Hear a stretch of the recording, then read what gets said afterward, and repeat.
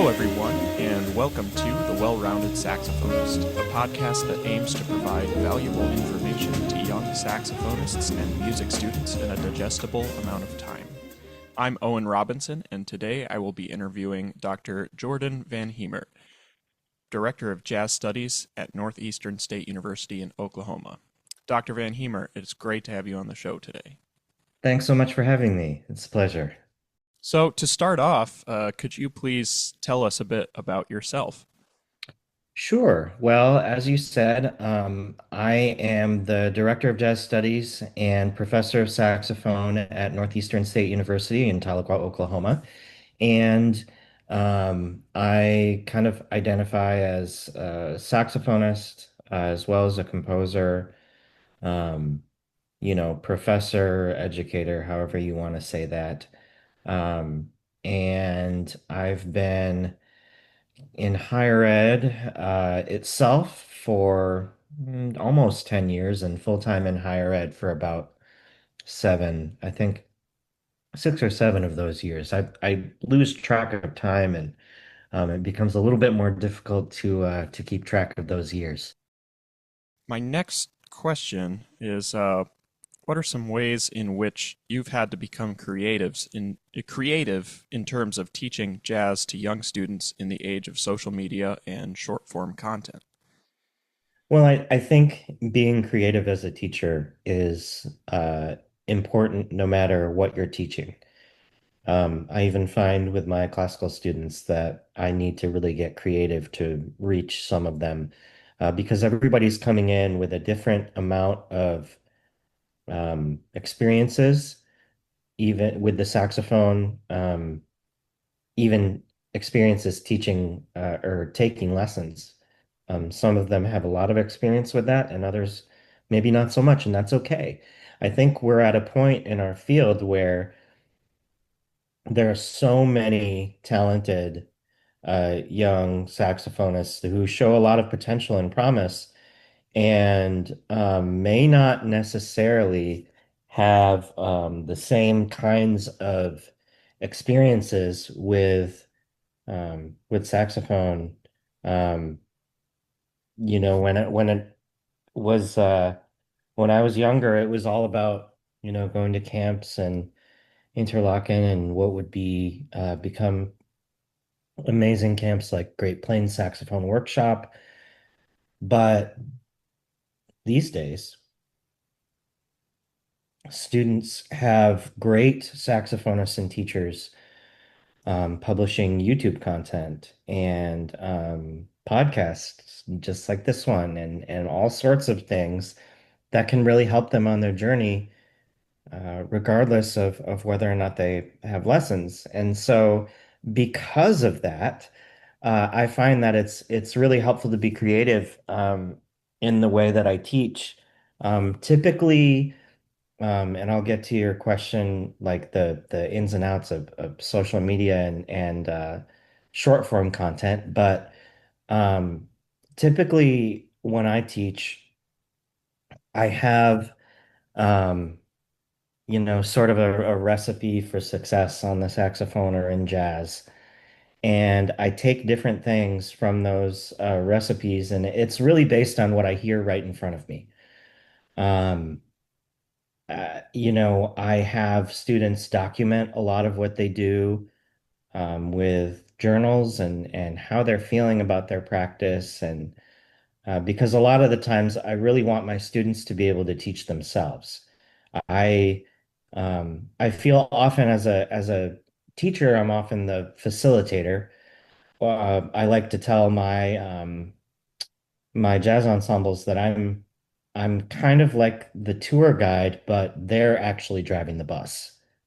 And it's sort of so I operate that way a lot in the applied studio. And so some students will need a lot of guidance on what's out there and resources. They'll need a lot of resources, books to investigate and things of that nature.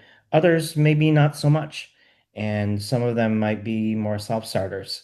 And so I find that no matter what, I am always being creative from student to student and even from week to week with the same students. Toward your question about social media and the kind of the age of short form content, I do find that a lot of my job is teaching students to listen and teaching students to hear music not the same way that I do, but at least using the same processes as I do. Um, that a lot of the time I'll hear like students say, "Oh, I'll go add it to my playlist," and they'll kind of see music as a collection of tracks rather than larger albums that are kind of saying something in a longer form. A lot of people, I think, would choose to decry things like Instagram and TikTok and even YouTube to a degree. I don't necessarily see that need. I mean, I think certainly there are there is a time at which students do need to understand the larger picture of an album and how an artist will say a certain thing through that album. But at the same time, I don't think I'm one of those people who says that, oh, social media has destroyed humanity, et cetera, et cetera. Um, I actually think things like AI are showing us the real need for human connection and the real need for live performance and the experience of going to see an artist and hear directly from them about their music. But going back to what you said about short form content, I think really it's just inviting students, opening an invitation to students to notice things that they might not be hearing. Saxophonists, we don't always listen as closely to the rhythm section. And so I'll ask really specific and probing questions about the rhythm section specifically, just to really try to get their ears and their brains working. That's really the biggest thing. But in terms of, other things of that nature, I think there's a great capacity of students who are truly curious to go out and be able to see and seek out things on their own, and that's really cool. I find that very positive, and so I'll have students come back to me and from week to week and say that they found a cool YouTube video on, oh, let's just say prepping reeds. And they'll be really excited about it and tell me about it. And I think that's great. And then we'll have a deeper conversation about it during the lesson. So it becomes kind of this supplemental thing rather than the education itself. And I think in a lot of times, as long as it's a supplemental resource and not specifically the sole source of information, I'm cool with it. I think short form content is all good. I just think that it needs to be kind of a yes and situation. Yeah, I like that answer a lot.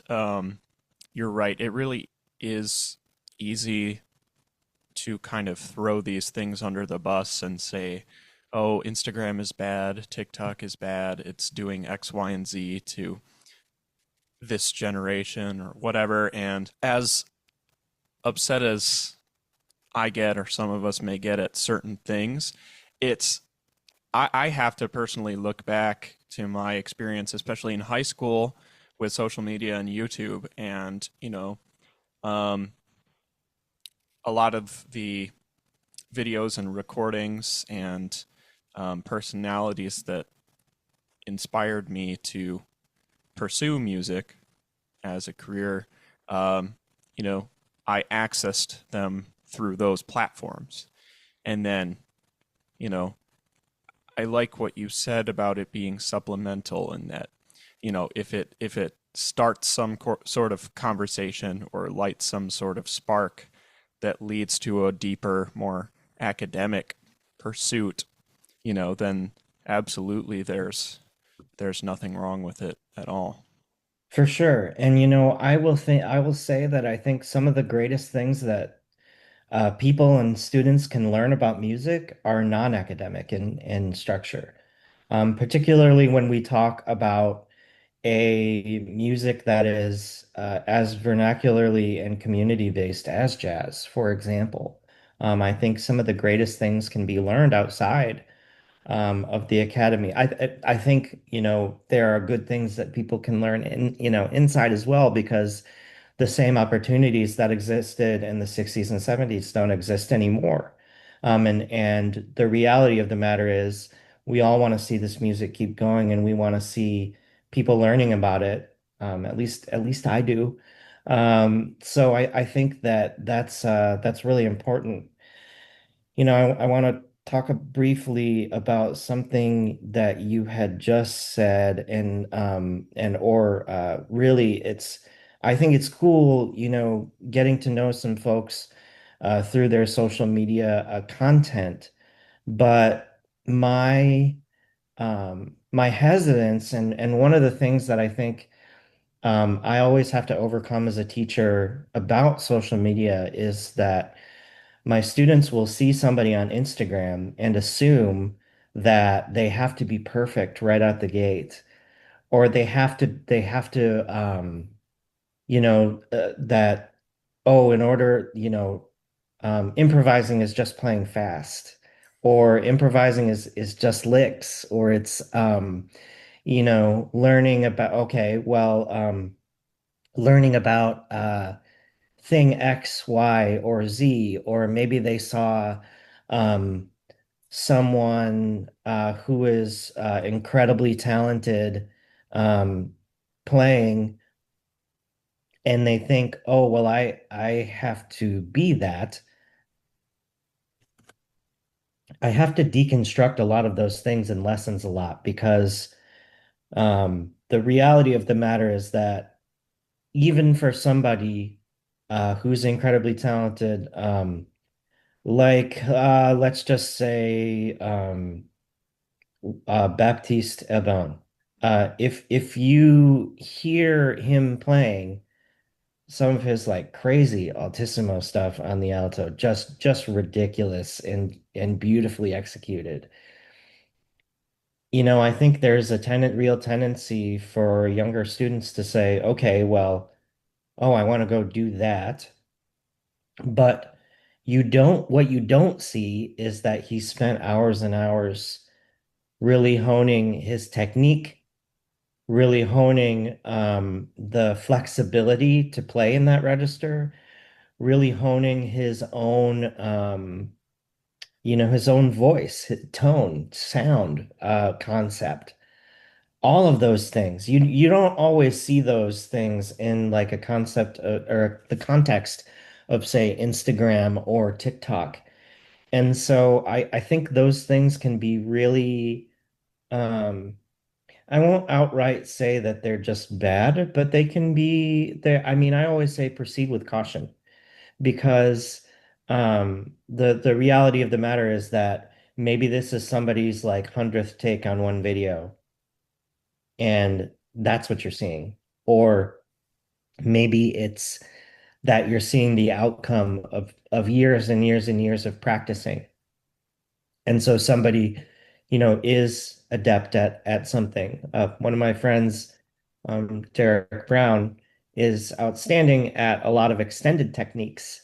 And he told me like the practice that went into all of those things, developing all those things the way that he wanted to, it's a lot.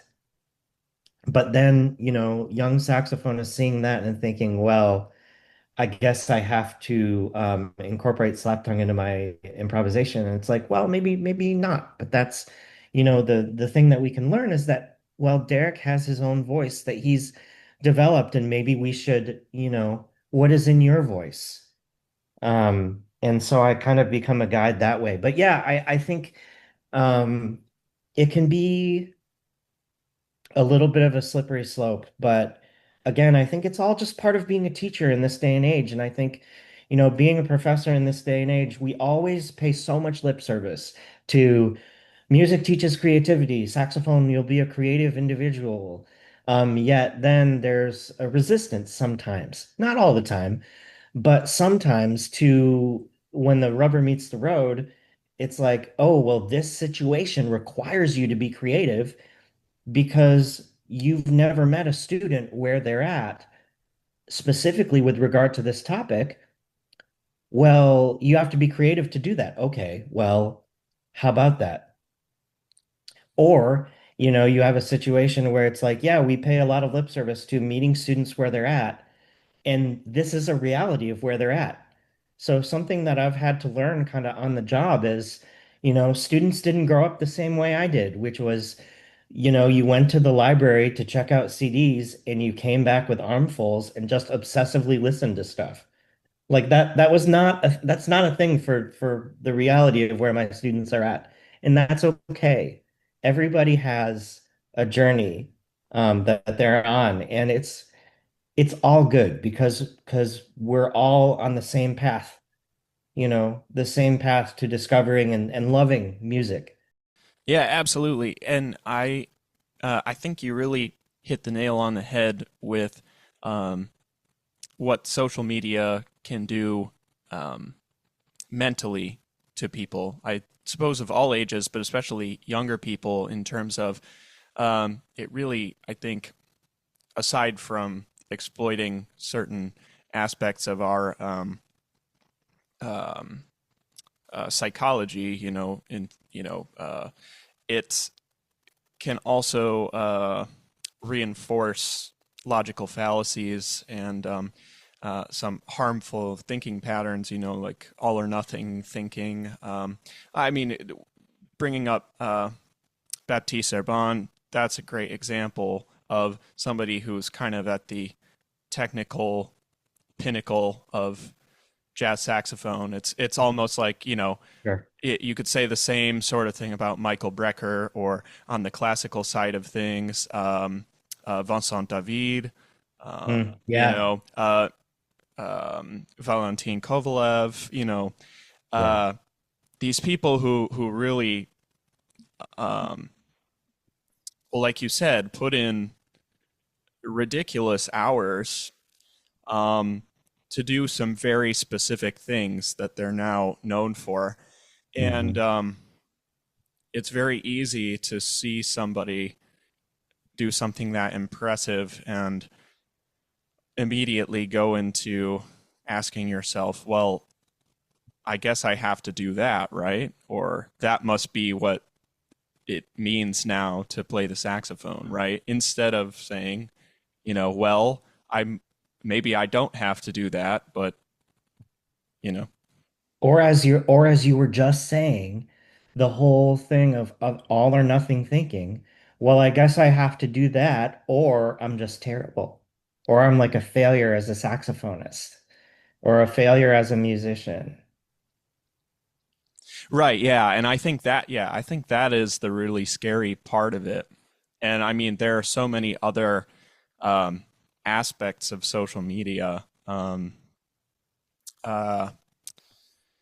that um, exemplify this you know, exact kind of thinking. It's not, obviously not just music. I mean, personal appearance, lifestyle, et cetera, et cetera. People do really wind up feeling bad about themselves, I think, if they, like you said, don't proceed with caution, right?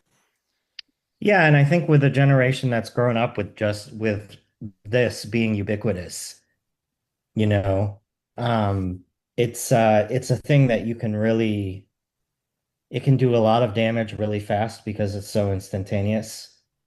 And I think that is, especially if you're inundated with it every single day, um, it can be very harmful, but it can also be a great tool. And, I've been able to connect with a lot of different kinds of people.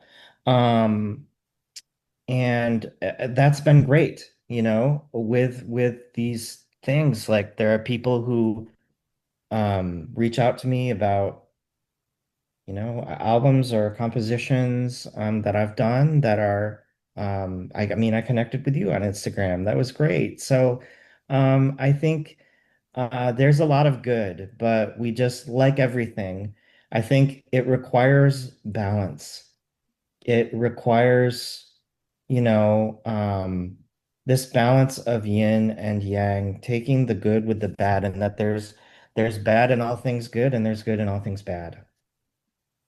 Yeah, absolutely. Um, so my next question, I guess is kind of an open-ended question, but who are some of your favorite jazz saxophonists and why? Okay, so I'm gonna take this outside. Okay, I have a couple of I love the saxophone. I love our instrument. I think I've loved it ever since I was little. I've loved, everything about the saxophone. Um, so I kind of divide in terms of my like jazz listening and jazz influences. I kind of divide myself into like two different parts, and that's kind of more modern saxophonists who are alive today, and the saxophonists and sounds of yesteryear who are the giants on whose shoulders we stand. So, in terms of the saxophonists from yesteryear, and I saw this question, I had to write it down because I was like, I don't want to forget anybody, but you always end up doing so anyway. So I am a really big, I'm very heavily influenced by John Coltrane, Dexter Gordon, Sonny Rollins, and kind of that motivic improvisation as well as his sound and everything that he was doing. And then alto wise, Kenny Garrett and Cannonball Adderley are my go-tos. Just and particularly, I think I was in the car with Bob Mincer one time, and we were hanging out listening to. Um, well, he got in the car and I was already listening to Cannon and Train Lab in Chicago. And he like just stopped talking. He was like making the niceties of conversation. He stopped talking and listened for a minute. And then he said, "Man, doesn't everybody just want to sound exactly like Cannonball?" And I nodded my head and I said yes. But like his Cannon's articulation, I'm still learning from the blues, the soulfulness. I'm still learning from. Love Cannonball Adderley. Um, and yeah, so those are some of my favorite saxophonists from yesteryear. Some of my favorite saxophonists of the modern day who I love following and checking out and listening to. Melissa Aldana is one of my favorites as both a writer and a player. I think she has such an incredible voice and such facility, but also her vocal stylings are really impressive. Like the vocal nature of her tenor sound. Walter Smith III, I just love his approach. His articulation is just kind of otherworldly, and then I really love how uh, his how he uses the double lip embouchure. Um, a lot of people, not a ton of people are using the double lip embouchure these days, but I think it's super interesting and fascinating what he does. I love Jimmy Green's playing. I think there's so much heart in it. The three latest albums that he did in memory of his daughter who was murdered at Sandy Hook are just incredibly heart-wrenching and gorgeous. But also his earlier stuff when he's playing with like Ralph Peterson, just also incredibly killing. The great Troy Roberts, um, incredible sound, altissimo control, everything. You know, Mark Turner, that altissimo is like just stupid good. And then Jaleel Shaw on the alto side is I'm a really big fan of Jaleel's. Um, he really has something to say, and I love listening to him and Irene Tarakubo is just joined the faculty at Michigan State, that wonderful jazz faculty, and she's incredible. I just really everything that she's doing, she plays with some friends of mine in the AAPI Jazz Collective, and I met her when I was out there for the festival. She's awesome. Those are some of my favorite saxophonists, but And I've kind of hinted at this a little bit. I'm also pretty highly influenced by the classical sound of the saxophone. And I don't, I've been told that's kind of weird for a jazz saxophonist, but I also really just don't care. So I am a really big fan of the Cinta Quartet, having, worked alongside the wonderful Joe Girard for a while. That was cool. I learned a lot from him. Stephen Page I'm a really big fan of Stephen's playing and just an incredible human being. I'm a pretty big Nikki Roman fan. Nikki and I were at Illinois together, and it was great to be around her and her level of musicianship and attention to detail. But also then like Claude DeLongla, the incredible Habanera Saxophone Quartet, all of the folks in H2, the Jeffs, and Kim and Jonathan, just incredible players. I think really what I love listening to jazz, and jazz is definitely something I've dedicated my life to, but really, honestly, I just love music.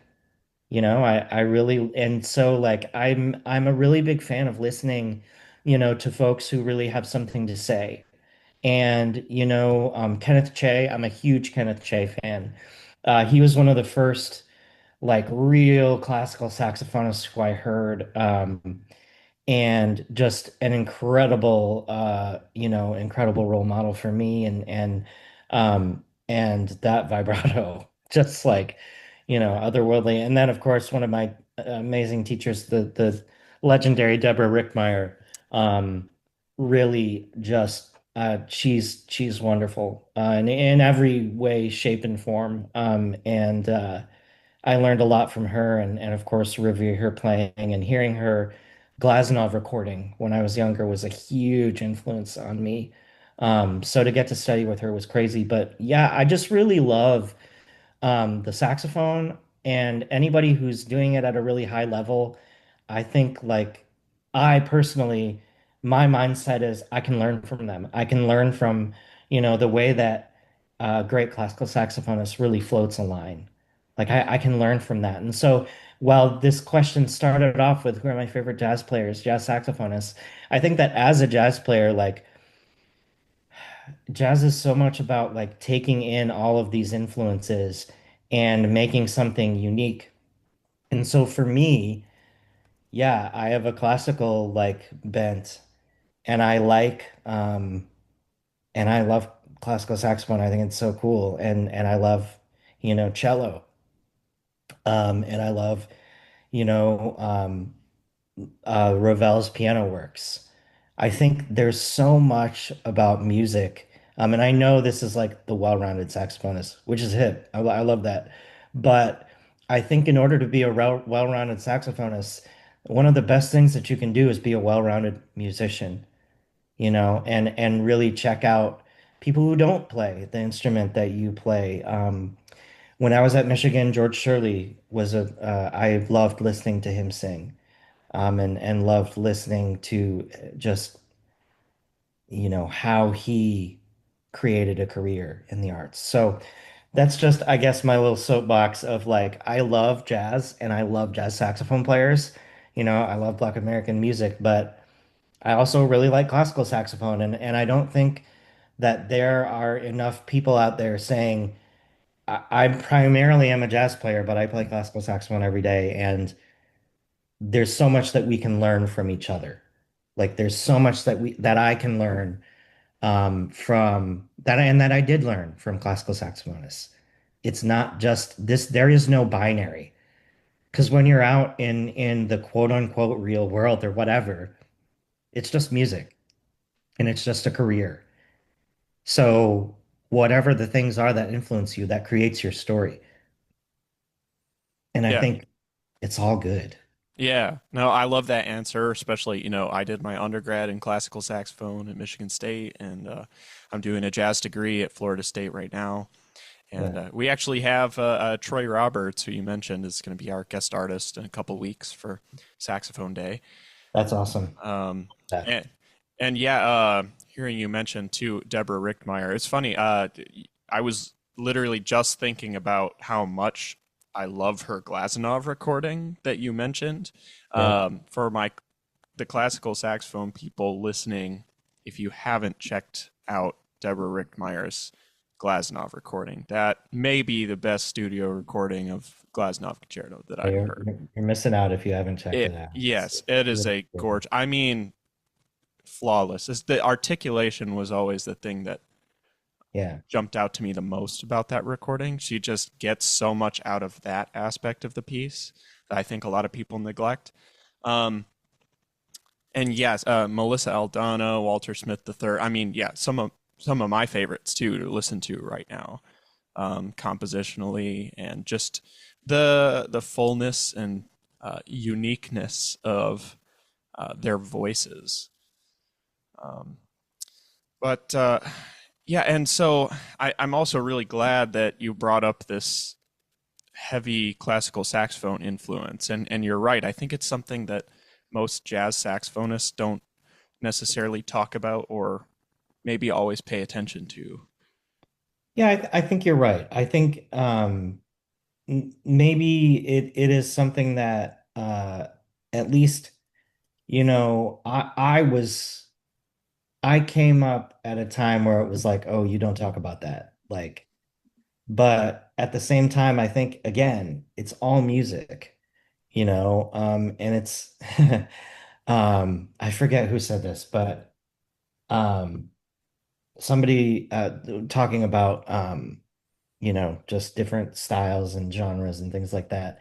And somebody finally was just like, man, there's only 12 notes. And while that is maybe a little bit reductive to my quarter tone enthusiasts and microtonal things, and when we talk about Western music, I still think that the heart of that comment is good, which is that, there's so much beauty to be explored. And I always tell my students this. I just say, like, go for it. If you want to play in the big band, great, go for it. You want to go do the wind ensemble thing, go for it. You want to, do chamber music with instruments that are not saxophone, awesome, go for it. Like the world is your oyster, and it's too um you can't limit yourself. And I think all of these things help to broaden our perspective as musicians, and that in the long run, even if there are people who are out there like, well, don't play jazz, it'll ruin your classical playing, or vice versa. Um, I really think it only serves to broaden the horizons um, of the conversations that we're having as a community of musicians, and I think it can only make us better. Yeah, I agree completely. I had a similar conversation last year with Jeff Dybel about this, Mhm. whom I've gotten to work with quite a bit while I've been here at Florida State, and he said,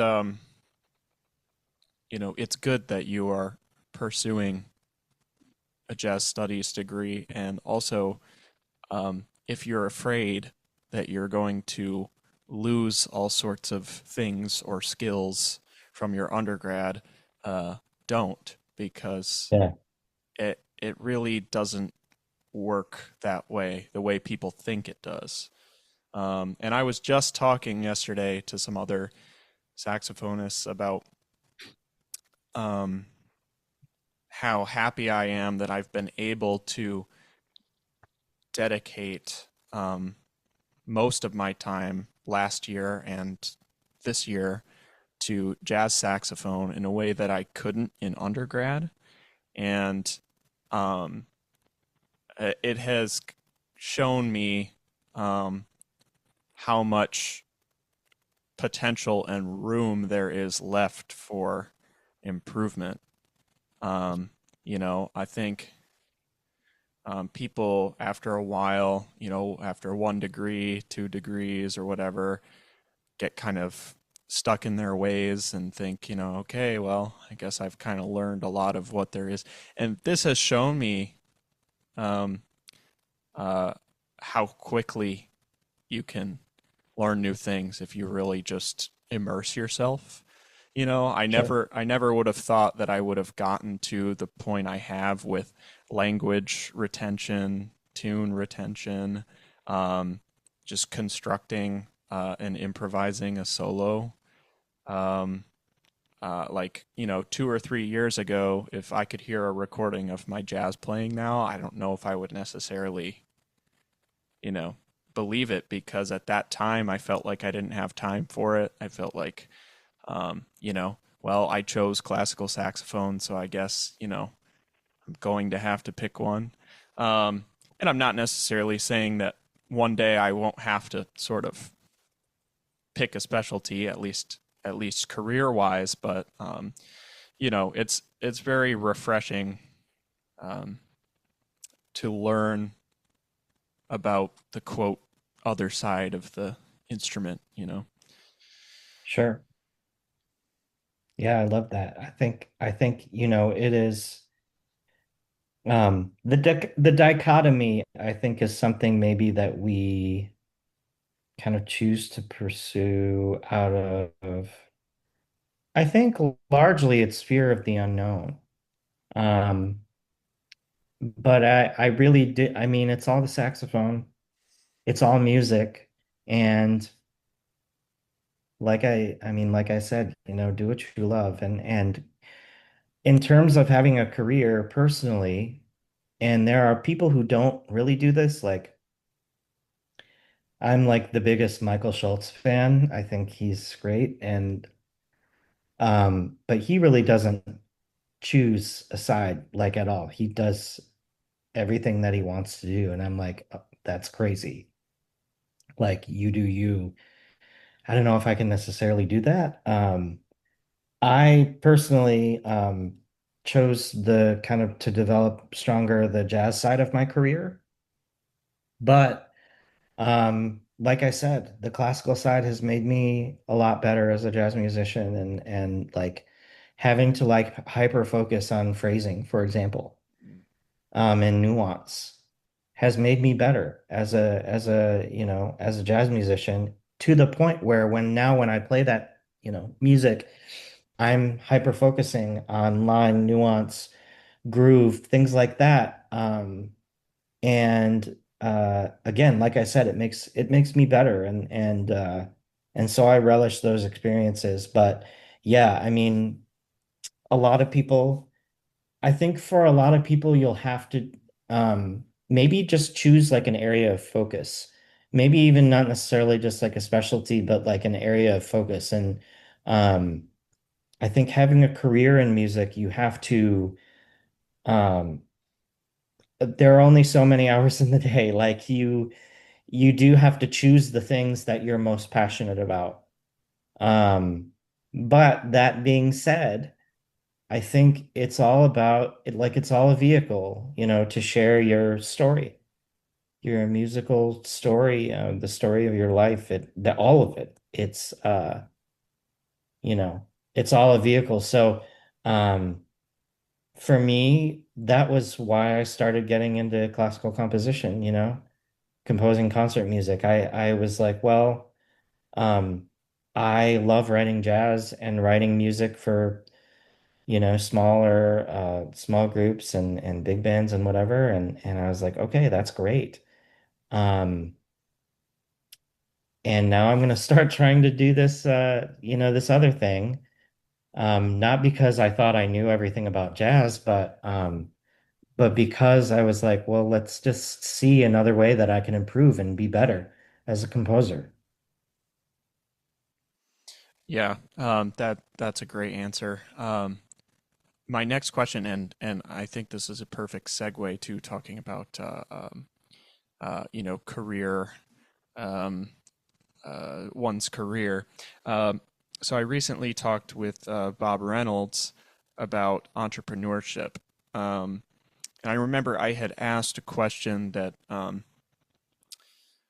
in retrospect maybe seemed a little defeatist, in terms of like I asked him about, with federal arts funding going away, yada yada, and he completely turned the question around in the best way, where he was like, yeah, I mean, the way you framed it is like there are these things um, that we think we need, or there are these positions that we want to get, and it's like, oh, where are they? I guess, where'd they go? How am I gonna, make it as a musician, instead of thinking, well, what does what does the music world need, and how can I fill those spaces in an entrepreneurial sense? Um, my question is, do you have any suggestions for young students about how to market themselves and find opportunities on their own, outside of the academy? Sure. Yeah, this is a great question. It's a big question. And I think, I hear you where you're coming from with the question that you originally had posed. Federal arts funding, yeah, it is a reality that we need to, um, we need to figure that out. That's a reality that we need to confront as musicians. So it's cool, like, but to me, my teacher in undergrad, he had told me, um, but John Nickel, that is, he had told me sometimes in life you need to create your own market. And those words stuck with me a lot. Um, and I think that's very true because fine, you don't have a performance opportunity, go out and create it. The world needs music, regardless of how much it thinks that it can get away with AI music or whatever the new thing happens to be. Um, the world needs music. And so I always, say like, well, create your own market. You have to, um, a lot of the time, figure it out for yourself. Uh, you create your own gigs, create your own music, create a market for that music by showing people, what it is and exposing them to it. And saying, okay, well, here's this thing, and I have, I don't know, thing X, and let's figure this out. I really do think, a lot of the time, if we just sit down and think, okay, what is my market and how do I create it? You know, um, if saxophone quartets come to mind, it's like, all right, cool. Well, I didn't get into Fish Off, so does that mean I'm a failure as a musician? Well, no, it doesn't. That's just one thing, And something you could do is you want to go out there and commission works, fine, go do it.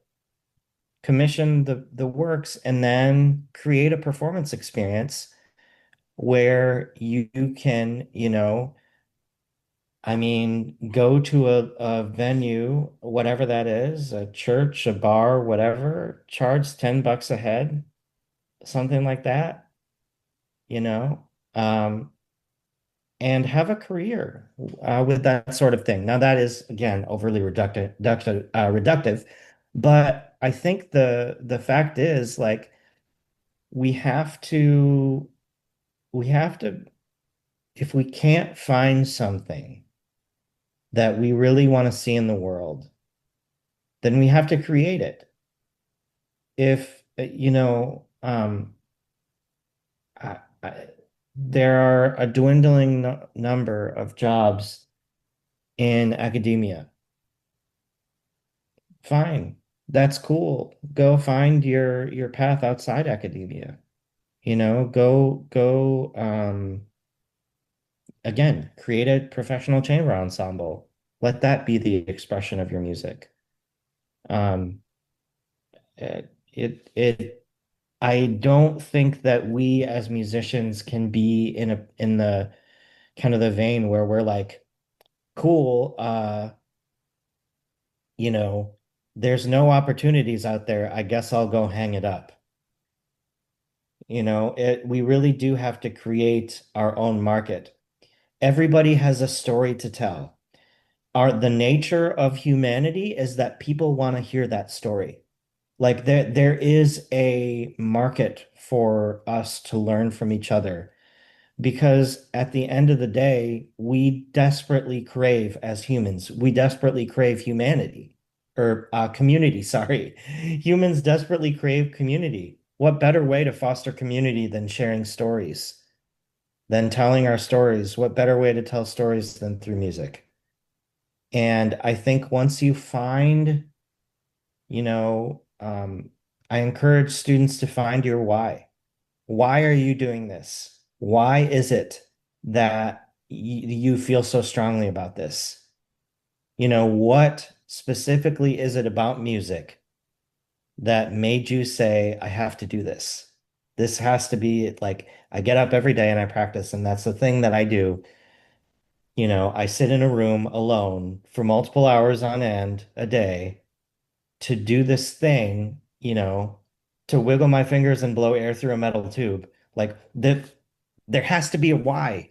And a lot of the times when we can unlock our why, we can figure out our market.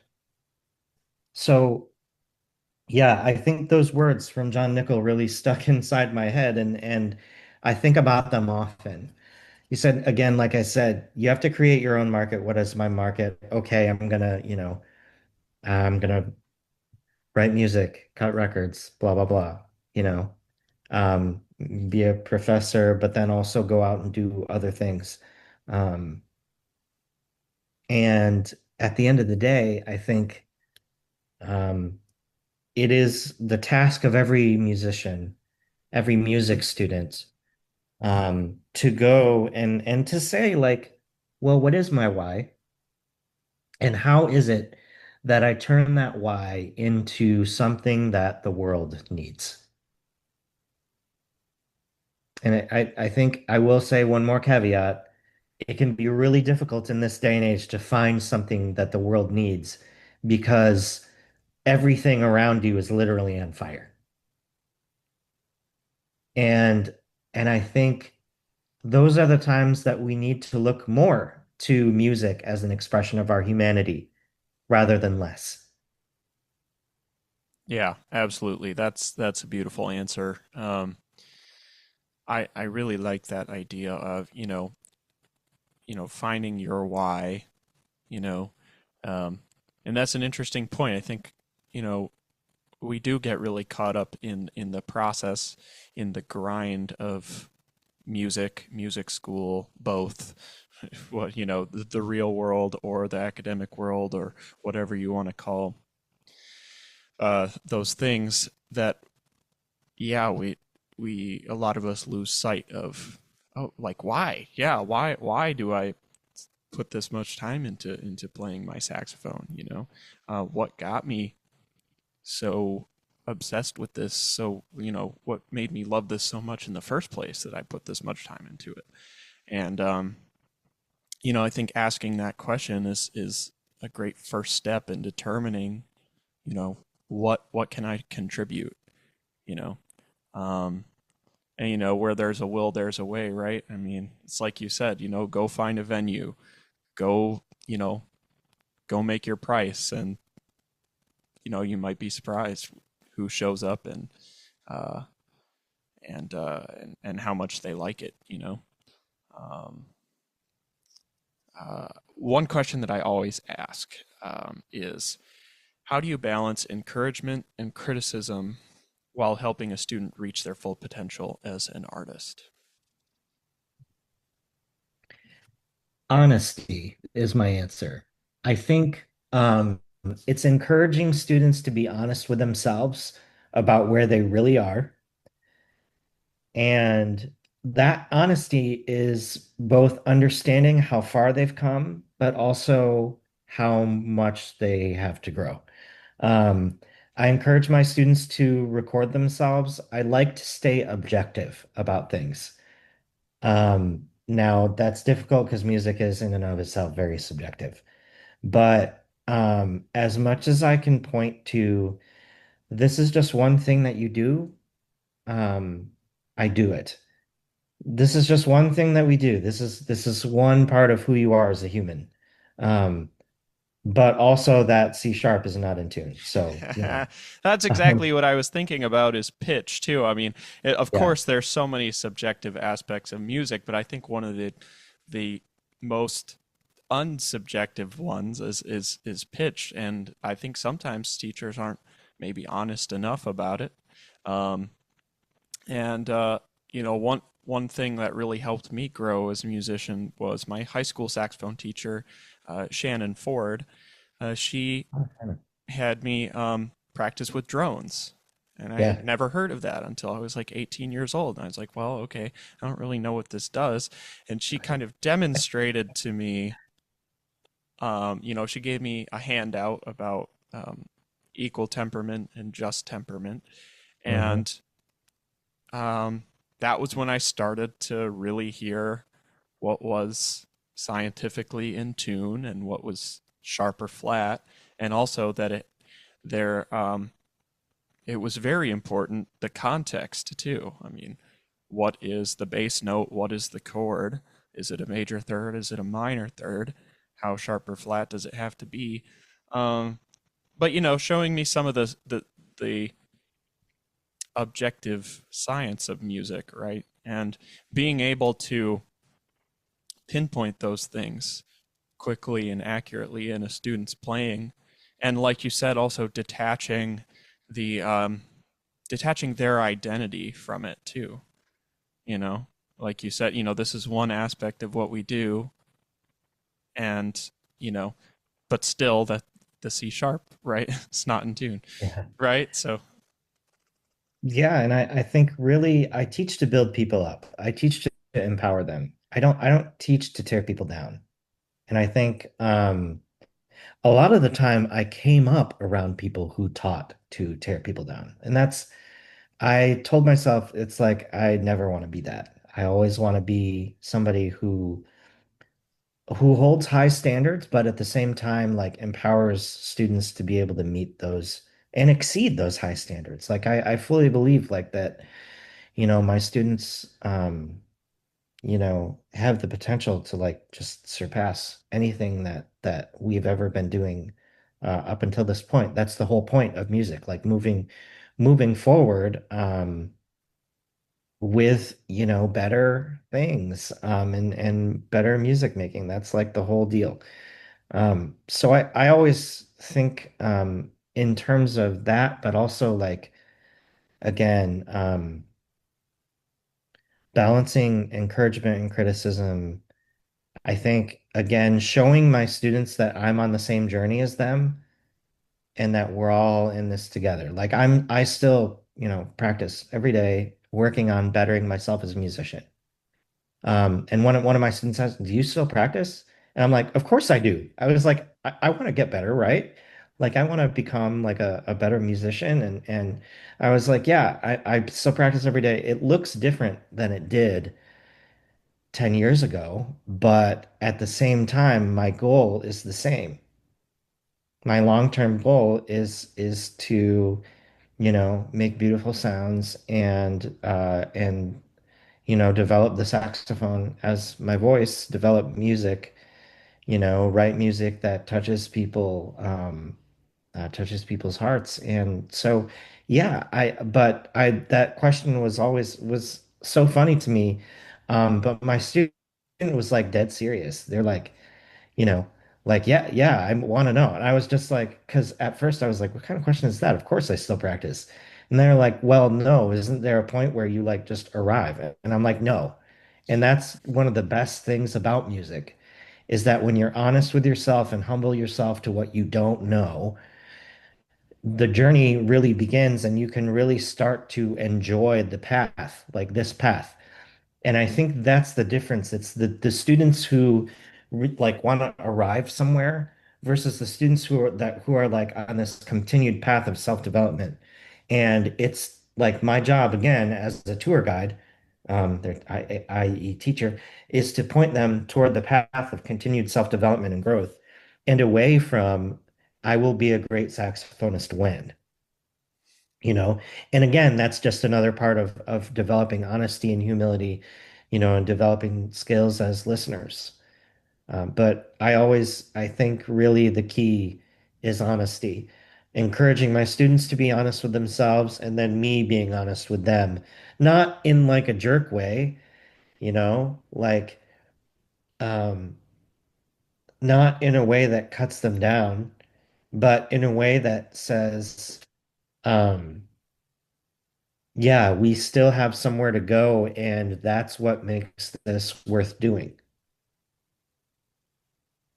Yeah, absolutely. I forget exactly which musician it was. It might have been Pablo Casals or somebody like that who said somebody asked him why he still practiced his scales in his 70s or something like that, and the quote was something like, "Well, because I feel like I'm finally getting better," something like that. And Yeah, no, I think that's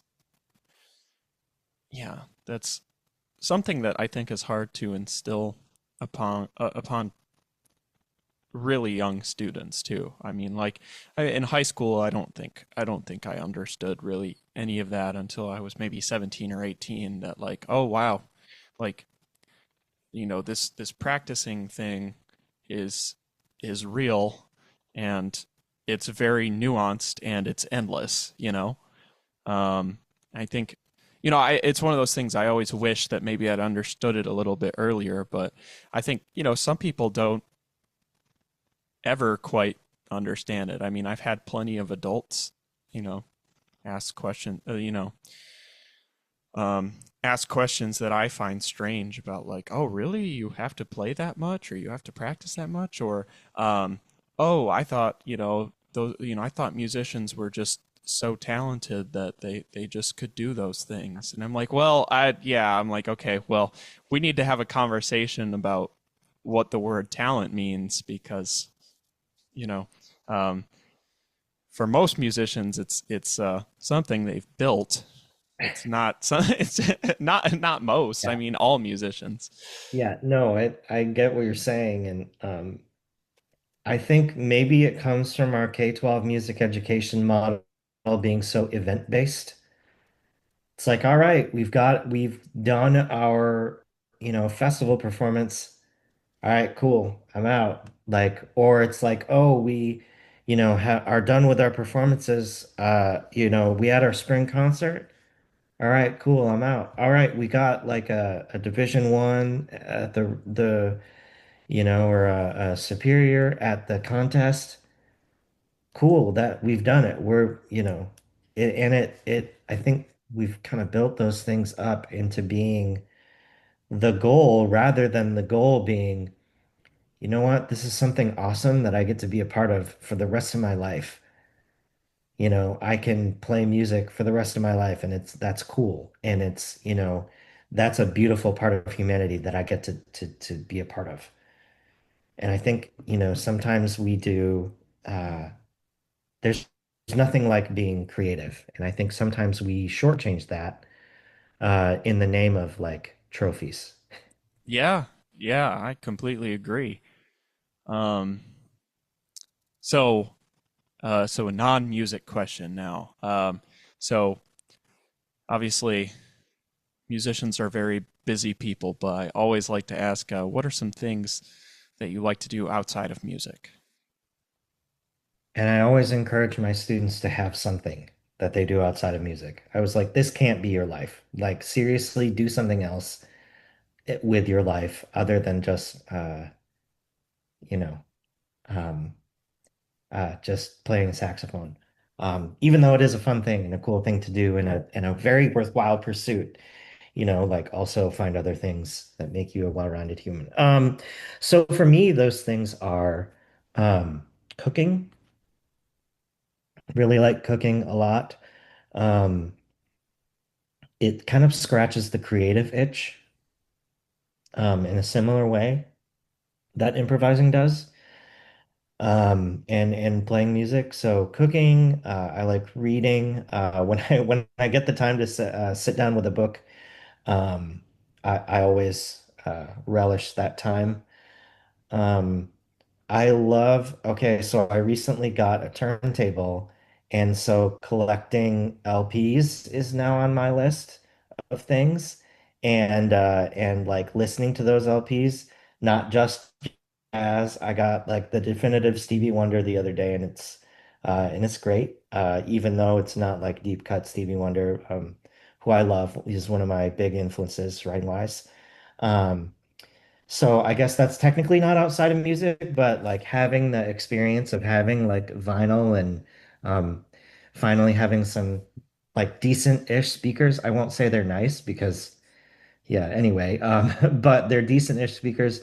And then lastly, but certainly not least, a lot of people, I don't know how many people know this about me, but when I was a kid, one of the ways that I developed my ear is playing video game themes by ear and video game music.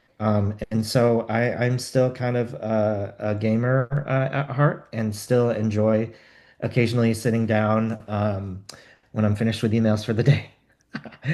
Sitting down and unwinding that way. So, yeah, those are some of the things that I like to do outside of music. And I think music does keep me pretty busy, but at the same time, I think it's really important, especially as somebody um, who is teaching students and doing a thing that, people work for a long time to be able to do. It's important to show people that this is just one thing, and it's, of course, I love it very much. I love it deeply, and I am so grateful every time that I get to wake up and choose this. But at the same time, I think it's really important.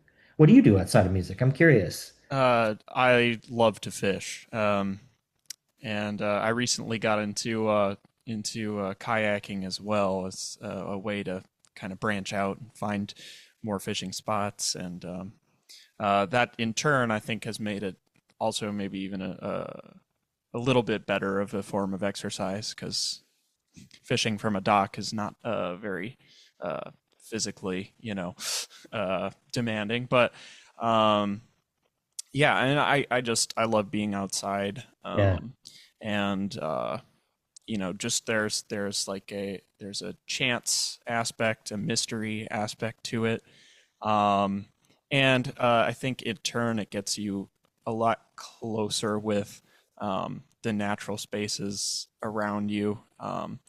And you know, um, yeah, I think a lot of people have mixed opinions about fishing and hunting. I don't hunt, but I do think that anglers and hunters get super immersed in nature.